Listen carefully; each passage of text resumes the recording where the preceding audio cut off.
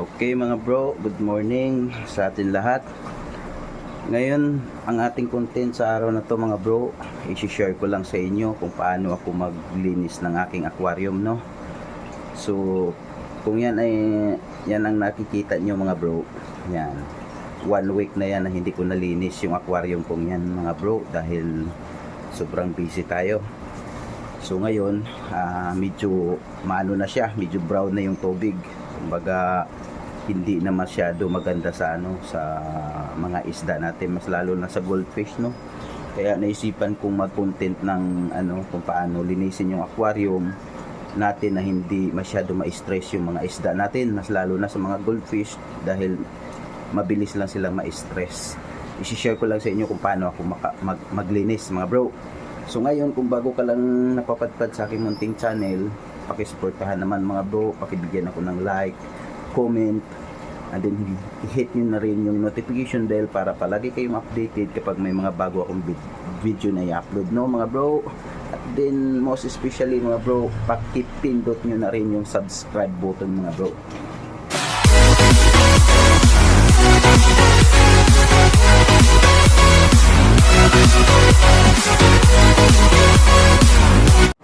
Okay, hindi na tayo magpatumpik-tumpik pa. Start na natin. So bali mga bro, pag ako maglinis, wala na ako ng basahan, yung bimpo o di kaya yung filter na yung filter foam. Ito yung ginagamit ko, filter foam. Ito yung pang kayod ko doon, kaso nga lang medyo na, luma na, wala na akong ganitong filter foam kasi ang gamit ko na yung mga maliliit na butas na lang, yung filter fiber fill na yung gamit ko. So ito, hindi na ako bumili ng ganito, no mga bro. Mamaya ipakita ko yung fiber fill na gamit ko mga bro. Saka ito na ang gagamitin ko pag panlinis. Okay, start na tayo. Kailangan dahan-dahan lang.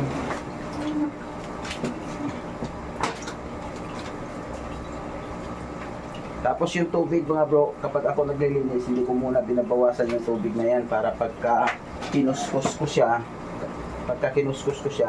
hindi masyado umaano yung tubig, hindi magalaw masyado. Isa din yun na nakaka-stress sa ating isda pagka medyo magalaw yung tubig. Kaya ganyan ko lang sila mga bro, sanay na yan, pagka ginaganon ko lang. Ang importante lang yung mga tanggal natin yung mga nakadikit-dikit dyan na para madulas-dulas na nakadikit.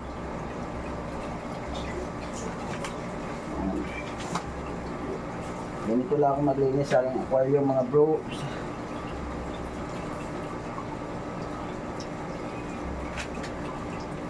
Almost 3 years or 4 years ko na ginagawa to. Sawa ng ating Panginoon, wala pa naman mangyayari sa akin na na-stress yung mga isda na alaga ko.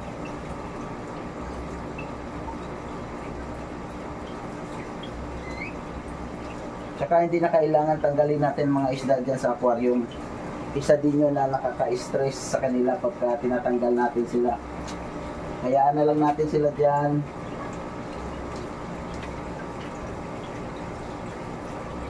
Dahan-dahan lang ang pagkayod, huwag masyado lakasan, huwag masyado binisan, para yung tubig ay kalma lang.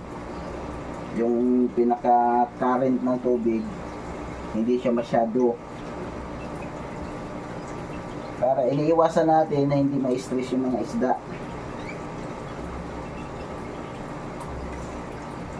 Yan, pagka sinasalat nyo yan, nawala na yung dulas ay yung mga nakadikit-dikit, okay na yan mga bro.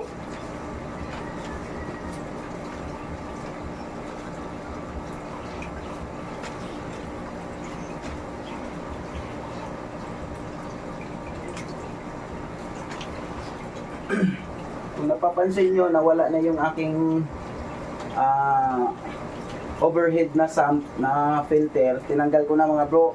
Mamaya magko-content din ako kung paano linisin yun, pati yung mga lava rack nya i-share ko na rin sa inyo mga bro. Pero sa ngayon, ito lang muna i-share ko para hindi masyado mahaba ang ating video.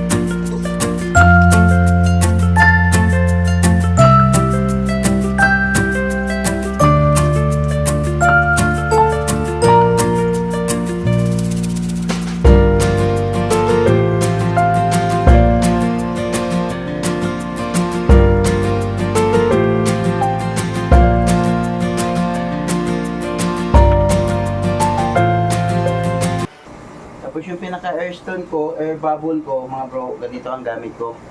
Kasi pino siya eh, ano. Pino yung ano niya, pagka bubbles niya, no. Hindi masyado na-i-stress yung mga isda. Tapos yung submersible, tinanggal ko na rin. Kukuha na ko rin ng content, isasabay ko dun sa overhead filter ko. Kung paano maglinis ng submersible, mga bro. Yan, okay na. Ganyan lang ako maglinis, no. So ang gagawin natin dito, tatanggalan na natin ng tubig. Tapos ang ititira kong tubig hanggang dito na. Hanggang dyan. Yung tama lang sila na nakalangoy.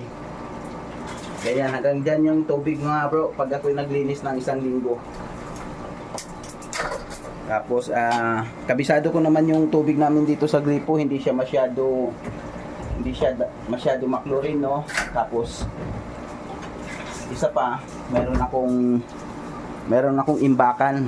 Ayan, mga bro, yung mga drum, yung 2 drum na yan. Yan ko ini-imbak, tapos mamaya dyan ako kukuha ng tubig. Kapag kasanawasa kayo, mga bro, iwasan nyo, wag kayo mag-direct.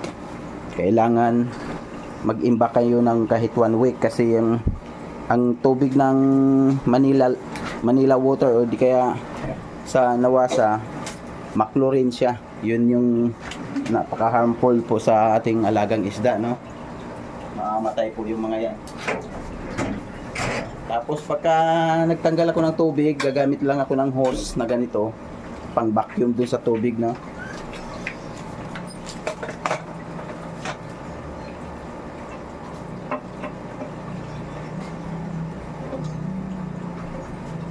Ganyan. Tapos kung ayaw yung para umano yon, itong kabilang dulo,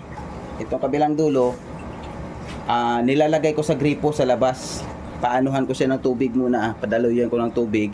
Tapos pagka umabot na yung tubig doon sa aquarium, saka ko patayin, tanggalin ko para magkaroon siya ng pressure palabas. Minsan naman, sinisip-sip ko yung dito, kaso nga lang, pagka-sip-sip hindi ko matansya, minsan naiinom ko yung tubig, nakakadiri. Yan ginawa ko, inaano ko na lang.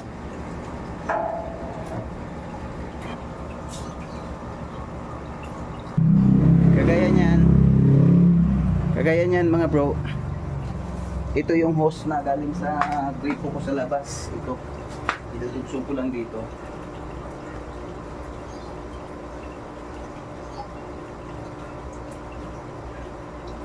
Tapos buksan ko. Ayan.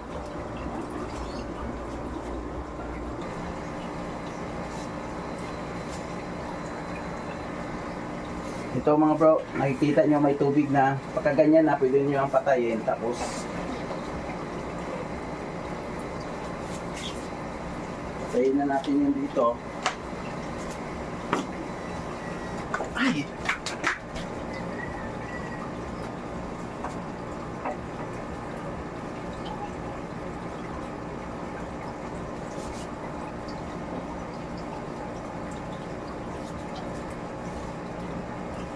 Yan, pinatay na natin. May tubig na kasi yan. Tapos saka natin hugutin yung dito mga bro. Yan, saka natin hugutin yung dinugsong natin kanina.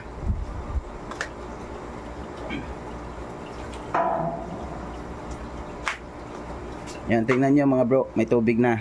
Yan. Oo.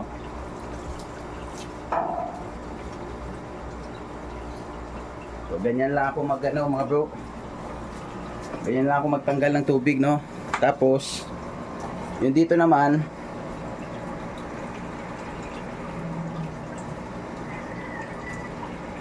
so dito naman mga bro, bantayin natin to kasi malakas yan eh.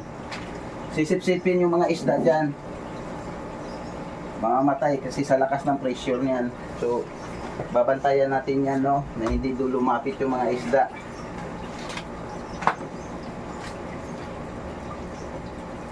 Ayan, no, ang lakas niya, no. Pag once dumikit yung isda dyan, minsan magugulat na lang kayo, wala na yung tiyan nila dahil nasipsip na dito. Ayan, ang pressure niya, nalakas ang pressure niya, no. Kaya binabantayan to, hindi natin hayaan na ganyan sumisip-sip lang. Mamaya lumapit yung isda, patay si isda. Tapos siyempre ginaganon-ganon ko dahil yung mga ibang mga poops nila nandun sa ilalim para matanggal.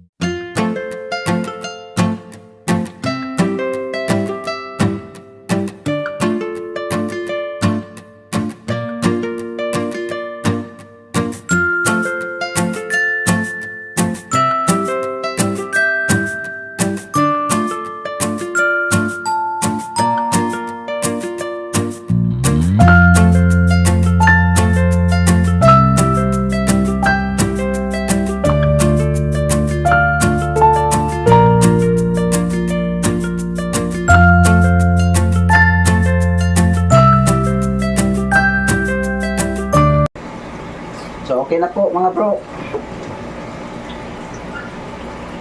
Yan, okay na yan. Tapos salinan na natin.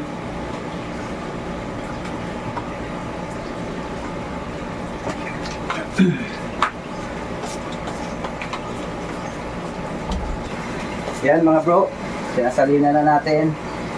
Malakas kasi ang kasi may motor ako no. Kaya gaganon ko na lang sa ilalim para hindi siya masyado makarel. Ngayon kung gaano kalakas yung tubig yan. Dahil may motor akong gamit mga bro. Motor sa tubig.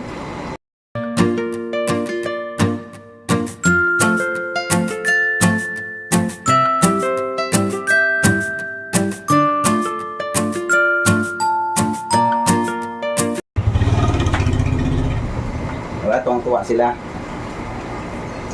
Tuwang-tuwa sila. Bago na naman ang tubig nila mga bro.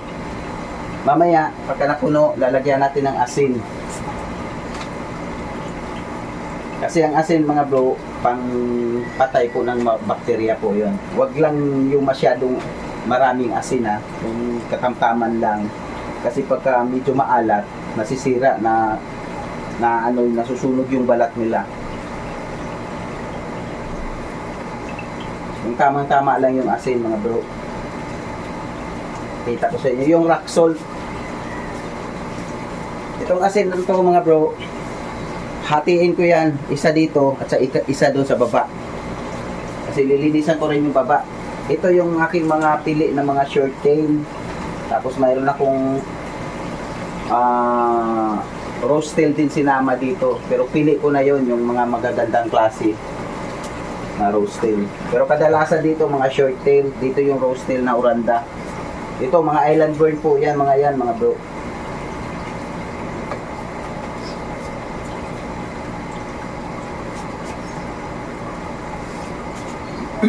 Mamaya papakita ko sa inyo kung paano maglinis ng overhead filter, yung sump, tsaka yung lava rack. ang panlinis natin sa lava rock, wag yung direkta dito mga bro. Ang pinanlinis ko yung tubig din dito. Kaya nagsahod ako kanina ng tubig, no? Bali, yan po yun mga bro. Yan, yung tubig na yan. Dito mayroon siyang lava rock na. Nandito yung lava rock sa ulo. Yan eh. Saka ito yung tubo na DIY ko sa aking submersible. Ito yung submersible, lilinisin din natin. Ayun yung overhead, yung sump ko, overhead filter ko. Yan, lilinisin natin yan. Basta ito, yung lava rock, ang panlinis natin, yung tubig din galing sa aquarium. Yan. Huwag mong linisan niya na galing sa gripo, no? Kasi mamamatay yung useless, mamamatay yung ano natin, yung good bacteria na nandyan. Yan mga bro.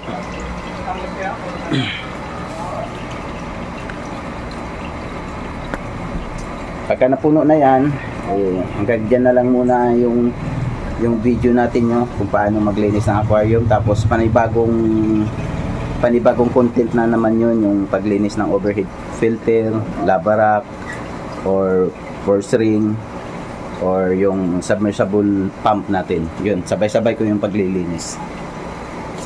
Magtataka kayo bakit ganyan ang kulay, dahil dito yan sa background ng aking dingding, no mga bro. Nag-reflect siya. Kaya akala nyo parang malabo ang kulay.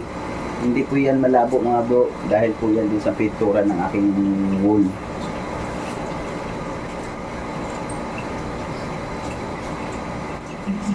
Yan. Kaganyan karami, pwede nyo na lang lagyan ng asin yan.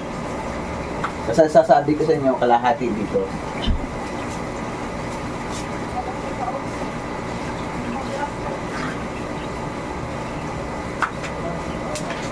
Yan.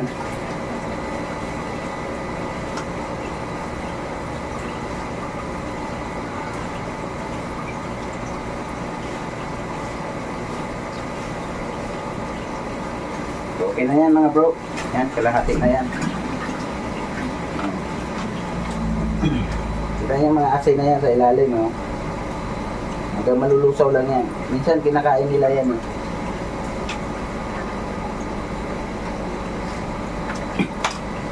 Yan, ulitin ko ang purpose ng asin ay pagtanggal sa mga bakterya na yung bakterya na naman na nanggagaling dito sa tubig na sinasali natin, no? At saka yung konting natira doon na tubig para mamatay sila.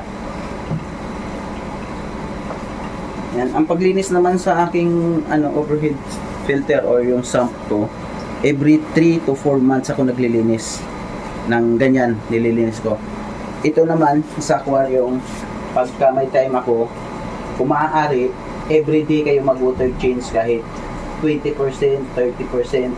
Pero ngayon, ang misis ko pagka sinisipag, nagbabawas siya ng tubig ng 50% or 60, 80% ganyan. Pero hindi niya kinukuskus. Minsan pag sinisipag siya, kinukuskus niya. Kagaya ng ginawa ko. Ngayon, isang linggo na yun, hindi niya nalinis. Kaya ganun ka brown yung tubig, isang linggo hindi nalinis, isang linggo hindi napapalitan. Kaya naglinis ako ng ganun ka mga 10% o wala nga lang 10% yun, 5% na lang yun eh. Kaya ganun na lang ang linis ko, no mga bro.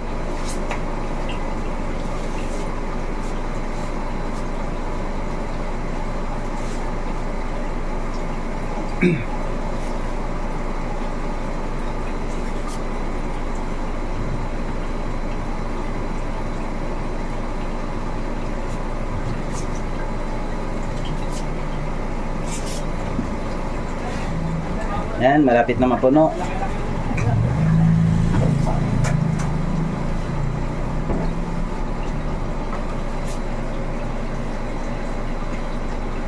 Yan, ulitin ko, baka sabihin nyo bakit parang malabo pa rin, cloudy yung tubig. Hindi po yan siya dahil po yan doon sa wall, sa pintura ng aking wall, nagre-reflect dyan, kaya akala nyo ganyan yung pero kung takpan natin yan, malinaw po yung tubig na yan mga bro.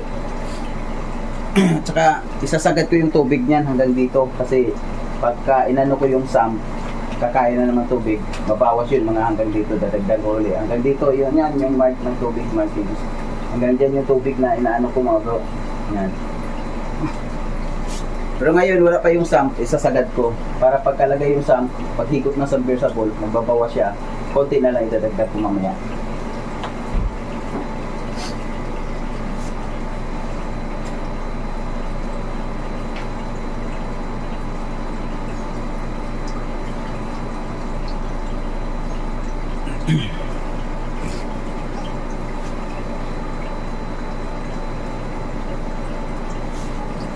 Yan, gumawa ko ng content na ganyan dahil para yan sa mga newbie na mahilig mag-alaga sa mga isda. Para sa inyo to mga bro, pero yung mga datihan, mga bihasa na hindi na kailangan to para sa kanila. Kasi alam na nila, or baka may iba silang linis na hindi gaya ng paglinis ko sa ganyan. Kaya ito, para lang to sa mga newbie, kasi minsan naaawa ako, minsan sa group namin may nababasa akong comment, bakit nung naglinis ako ng aquarium ko, after ko maglinis nangamatay na yung iba yung mga isda. Yun, cause yun sa na-stress sila mga bro, at saka isa din yun sa tubig na ginagamit nyo. Baka nawasa yung tubig nyo, may nilad, dinirekta nyo na lang yung chlorine, isa din yung nakakapatay sa kanila. Kaya pinakita ko sa inyo yung drum, yun yung pag-stackan ko ng 1 week, ini-stack para mag-evaporate yung chlorine, no, mga bro. Ganun lang po ang wag kayo magdirekta ng tubig. Pero kung tubig puso, okay lang yun kasi wala siyang chlorine. So yan, malapit na mapuno.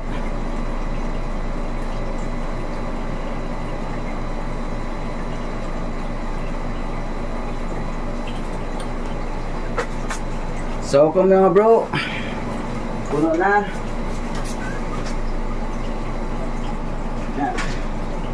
Patay na ang tubig, wala na.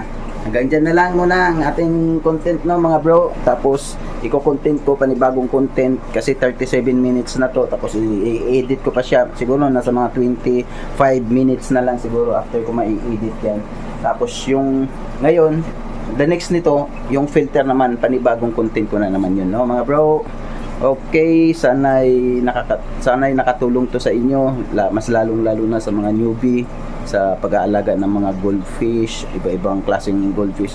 Ito lang naman, goldfish ang pinakamasilan alagaan, no mga bro. Okay, bye-bye.